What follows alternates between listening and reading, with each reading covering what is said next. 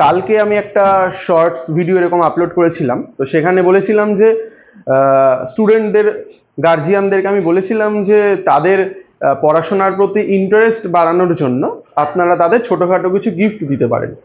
তো আমি ঠিক করেছি, মানে এটা আমি আমার হিস্টোরিসিটির দিক থেকে আমি এটা ঠিক করেছি যে ওদের যেহেতু প্রত্যেক বছর একটা বড় মক টেস্ট থাকবে এবং প্রত্যেক মাসে একটা পরীক্ষা থাকবে, মানে সারা মাস যা পড়ানো হলো, যা প্রিপারেশন ওরা নিল, তার ওপর মাসের শেষে একটা পরীক্ষা হবে। পরীক্ষাটা কিন্তু ছোট পরীক্ষা, মানে ওই 90-এর পরীক্ষা নয়, ওটা ছোট পরীক্ষা যেখানে ভুল করার সুযোগ রয়েছে, মানে ওরা ভুল করতে পারে, যেটা পরে আমার তত্ত্বাবধানে ওরা আবার মেকআপ করে নিতে পারে। তো এরকম প্রত্যেক মাসে ছোট ছোট পরীক্ষাগুলো আছে, আর বছরের একদম শেষে ওরা স্কুলের ফাইনাল পরীক্ষা দেওয়ার আগে একটা বড় মক টেস্ট দেওয়ার সুযোগ পাবে এখানে। তো আমি ঠিক করেছি পার্সোনালি যে বড় যে পরীক্ষাটা রয়েছে ওদের, সেই পরীক্ষায় যারা ফার্স্ট হবে, ফার্স্ট সেকেন্ড থার্ড এরকম স্টুডেন্টের প্রত্যেকটা ব্যাচের একটা ছোট কিছু গিফট দেওয়ার।